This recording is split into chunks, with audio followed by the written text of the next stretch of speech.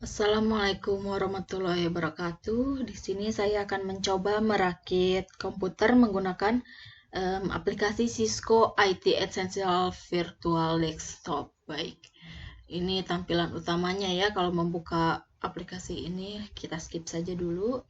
Nah, di sini terdapat ada ini ya, ada Learn, ada Test, dan ada juga Explore. Nah, Learn ini isinya yaitu penjelasan ya tentang perangkat-perangkat yang ada seperti power supply, motherboard, adapter cards, internal drive, dan lain-lainnya. Untuk explore, di sini kita bisa mengetahui perangkat apa saja yang ada di sini ya. Nah, seperti ini video adapter, ada apa lagi? Hard disk drive, SATA cable, dan lain-lain. Dan di sini kita akan mencoba ke tes. Oke, pertama kita akan memasang power supply. Nah, power supply itu apa?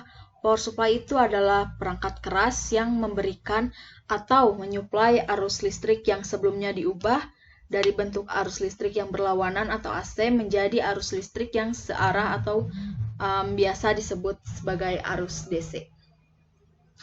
Untuk memasangnya bagaimana? Kita tarik saja ini ke sini ya. Nah, kita atur posisinya. Kita atur posisi sedemikian rupa sampai pas, baru kita bisa memasangnya. Kita atur dulu.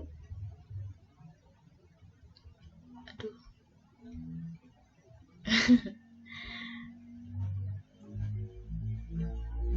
Kita atur. Nah, kalau misalkan posisinya nggak pas ya, nah kita tuh gak bisa ngeklik. Jadi tahu gitu kalau posisinya tuh tidak pas. Kita harus paskan dulu. Oke, baru kita bisa pasang. Setelah itu jangan lupa untuk dibaut ya agar power supply-nya tidak copot. Oke, setelah itu kita akan memasang RAM. RAM itu apa? RAM itu merupakan memori ya, bagian dari komputer yang berfungsi sebagai tempat penyimpanan informasi yang harus diatur dan dijaga sebaik-baiknya. Nah, di sini ada dua RAM-nya. Kita pasang dulu yang pertama ya. RAM pertama kita tarik ke slot yang ada di sini. Kita sesuaikan ya. Jadi bagian ini tuh di depan. Kita sesuaikan agar pas dengan slotnya. Baru kita bisa memasangnya lagi. Oke. Dari tadi ini ya, kelebihan terus. Nah, baru kita pasang. Di sini juga ada pengunciannya. Nah, gimana cara menguncinya ini? Nah, ini ada penguncian RAM agar si RAM ini nggak copot ya. Caranya kita klik saja pengunci pertama, lalu kita klik pengunci kedua. Nah, kekunci kan. Oke, kita sekarang pasang RAM 2 ke slot juga ya. Cara memasangnya sama seperti RAM 1 tadi. Kita sesuaikan dulu, baru kita pasang dan jangan lupa dikunci. Jangan lupa untuk dikunci. Oke, setelah itu kita akan memasang prosesor. Nah, prosesor itu apa? Prosesor itu merupakan bagian yang sangat penting dari sebuah komputer karena merupakan pusat pikiran dari komputer itu sendiri atau otak dari komputer itu ya. Yang merupakan pusat pengolahan serta pengontrolan dari keseluruhan sistem komputer yang sedang berjalan. Intinya prosesor ini otak dari komputer ya. Nah, di soket prosesor ini ada tanda. Nah, ini adalah tandanya. Jadi kita harus menyesuaikan ya. Nah, di sini juga kan ada tandanya. Jadi kita harus pas dengan soketnya baru kita bisa memasangnya. Oh, tidak pas ya. Nah, baru kita bisa memasangnya. Masih belum pas. Kita sesuaikan saja ya. Nah, ini sudah terpasang. Jangan lupa untuk dikunci agar tidak copot. Nah, kemudian kita ini di sini ada thermal compound. Thermal compound itu adalah fungsinya menjaga suhu dan mengurangi panas di prosesor ini. Thermal compound ini tidak sering diberikan ya. Paling tidak hanya 6 bulan 1 tahun sekali diberikan pada prosesor. Kita pasang aja di sini nanti ke otomatis ya. Oke, lalu kita pasang heatsink. Fungsi heatsink itu adalah membantu proses pendinginan sebuah prosesor. Secara teknik, semakin luas permukaan perpindahan panas sebuah benda, maka akan semakin cepat proses pendinginan benda tersebut. Kita pasang aja heatsink ke sini ya, kita tarik ke atas prosesor tadi, dan jangan lupa untuk dikunci agar tidak copot ya. Setelah itu kita akan memasang motherboard. Oh, ini udah ada dikunci. Oh iya, ini di sini ada kabelnya ya. Jangan lupa untuk dipasang. Kita atur saja agar pas, lalu kita pasang. Nah, baru setelah itu kita akan memasang motherboard. Bagaimana cara memasang motherboard? Kita install dulu, klik yang ada di sini ya, install motherboard. Kita klik saja. Nah, ini ada motherboardnya. Lalu kita atur pasang di sini ya. Si kipas ini harus ada berada di atas. Kita sesuaikan dulu. Kalau sudah pas di atas, baru kita bisa memasangnya.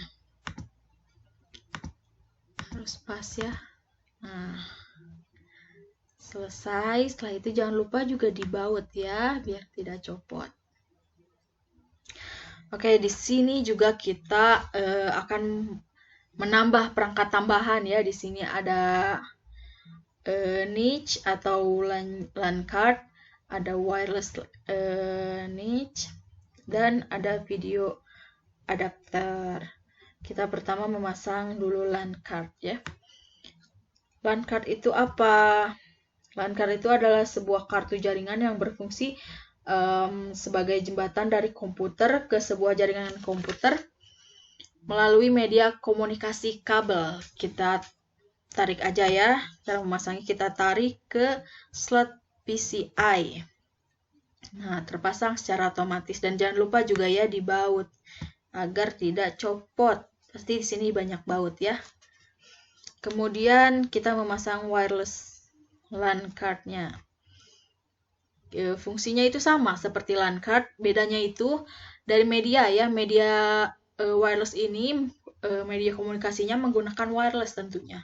Kita tarik ini ke slot PCI juga, dan jangan lupa untuk dibaut agar tidak copot. Setelah itu kita memasang video adapter atau video card, sebuah kartu tambahan yang berfungsi mengoptimalkan kualitas video grafik pada komputer. Kita tarik saja, cara memasangkannya kita tarik ke slot AGP ya. Dan jangan lupa untuk dibaut. Nah, oke, setelah itu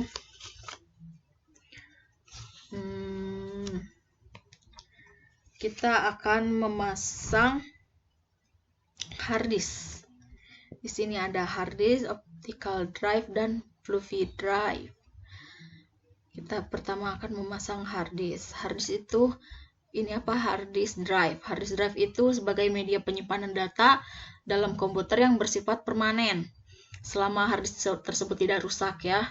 Baik berupa data umum ataupun data sistem itu sendiri seperti Windows, Linux, dan lain-lainnya.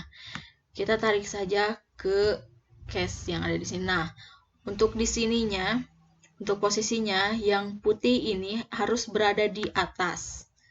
Kita atur, kalau sudah kita pasang, nanti pasang secara otomatis ya. Kemudian kita pasang bautnya. Nah, sudah terpasang secara otomatis. Setelah itu kita akan memasang optical drive. Optical drive itu untuk melakukan berbagai tugas sih, seperti membaca dari komputer, membaca data dari komputer, dan mendengarkan audio burning CD, menginstal drive juga, dan lain-lain. Kita tarik ke sini ke bagian luar. Maaf, salah. Kita tarik ke bagian luar. Ini posisinya gampang ya, tinggal DVD-nya aja harus pas gitu. Bacaan DVD setelah pas baru kita pasang. Dan jangan lupa juga untuk dibaut. Oke, sudah. Baru kita ke floppy drive. floppy drive itu digunakan untuk penggerak floppy atau disket sebagai media penyimpanan data. Kita baru pasang di sini floppy-nya ya. Kita atur sedemikian rupa agar pas. Nah, baru kita pasang dan jangan lupa untuk dibaut. Nah, oke, apabila hard disk, floppy drive, optical drive sudah terpasang, kemudian kita akan memasang konektor power yang ada di power supply ini. Nah, di sini itu nantinya akan ada banyak konektor power untuk hard disk, untuk optical drive, dan lain-lain. Untuk memasangnya, kita pasang dulu konektor yang 24 pin ya ini. 24 pin, klik, kita pasang ke slot konektor yang ada di motherboard. Nah, kita atur saja hingga pas. Kalau sudah pas, nah kecolokan. Terus yang setelah itu kita pasang yang 4 pin. Klik konektor power 4 pin. Oke, kita juga bisa langsung mulai memasangnya. Oh, harus diputar-putar dulu ya. Harus diatur sedemikian rupa, baru kita bisa memasangnya. Kemudian kita akan memasang konektor power untuk optical drive. Optical drive kita pasang secara otomatis, setelah itu ke floppy drive.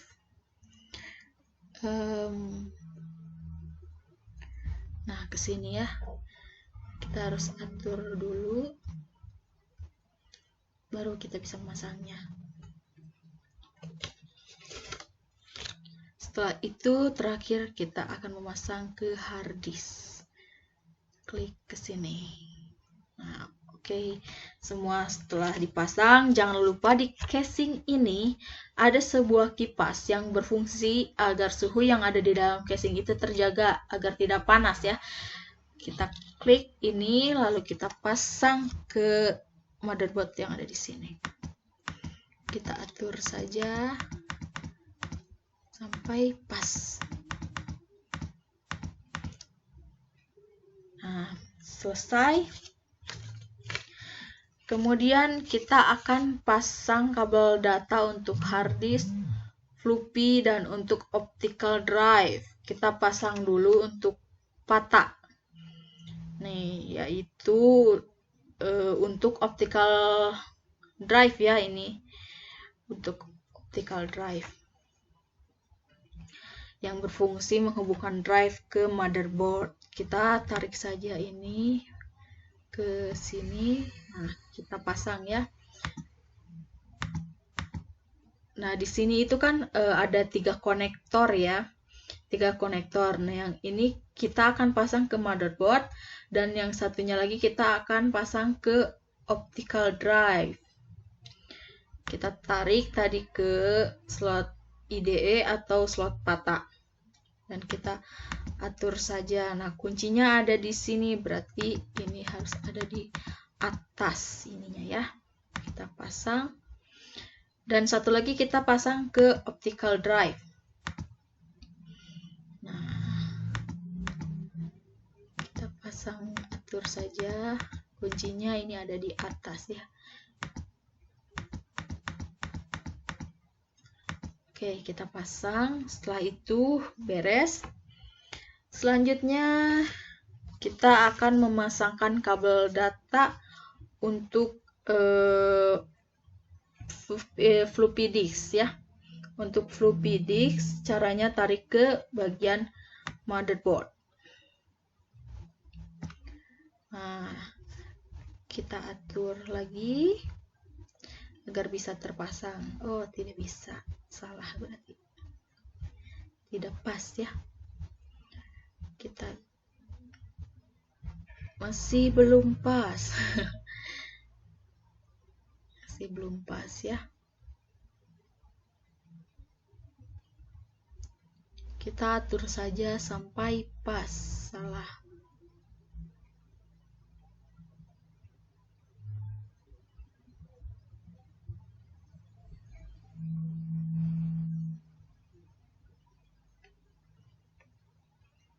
tidak bisa ya. Nah, aduh, lama ya. Lalu satu lagi kita tarik ke floppy disk. Kita atur lagi, baru kita pasang. Selesai. Nah, lalu kita kemudian pasang kabel SATA ya untuk hard disk. Nih, kabel SATA untuk hard disk. Maaf. Nah, bentuknya seperti ini ya. Kabelnya warna merah. Nah, tarik aja ke motherboard. Kita pasang dulu ke hard disk. Ini bentuknya letter L ya. SATA ini kayak berfungsi menghubungkan SATA drive ke motherboard gitu. Huruf L-nya harus pas ya sama yang ada di sini. Kita pasang. Lalu satunya lagi kita pasang ke hard disk.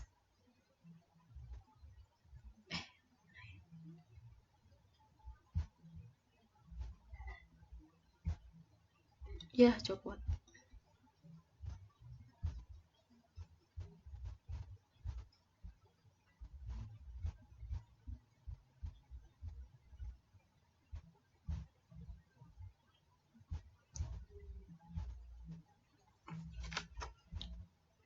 Kita pasang ke hard disk. Saya lupa.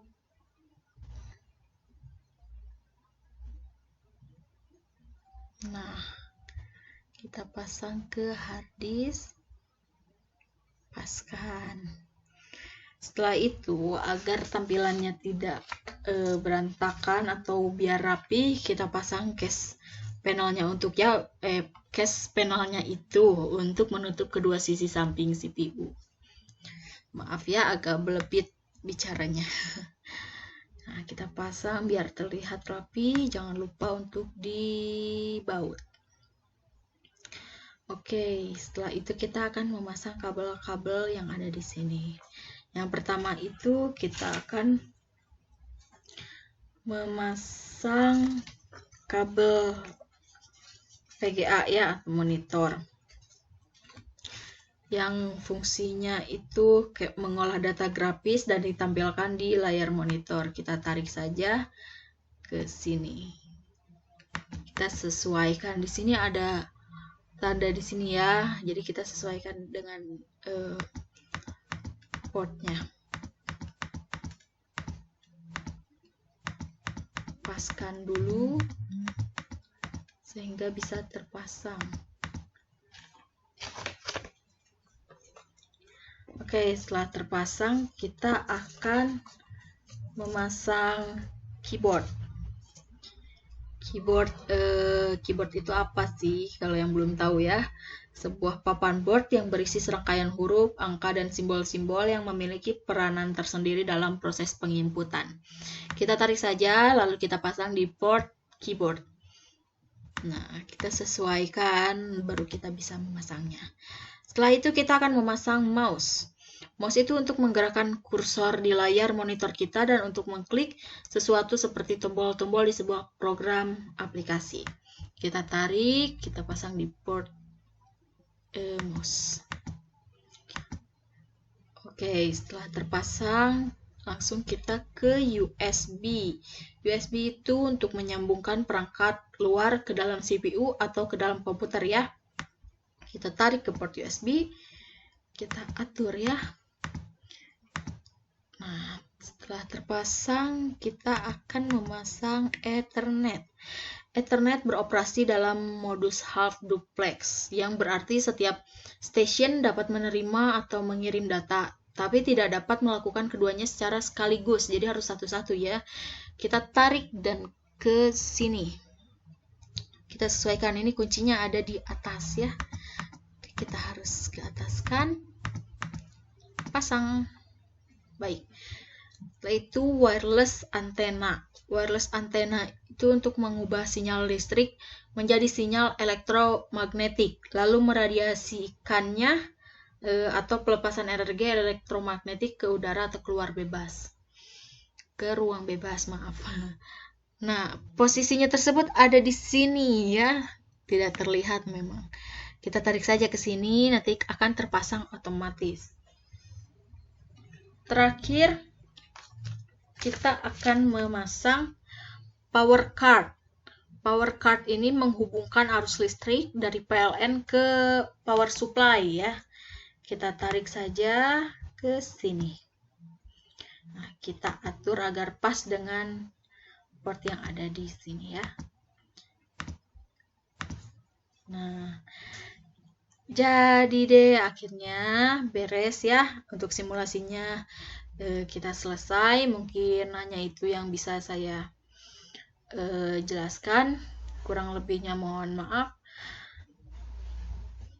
Ya, inilah simulasi merakit komputer menggunakan Cisco IT Essential Virtual Desktop. Terima kasih. Assalamualaikum warahmatullahi wabarakatuh. Sampai jumpa.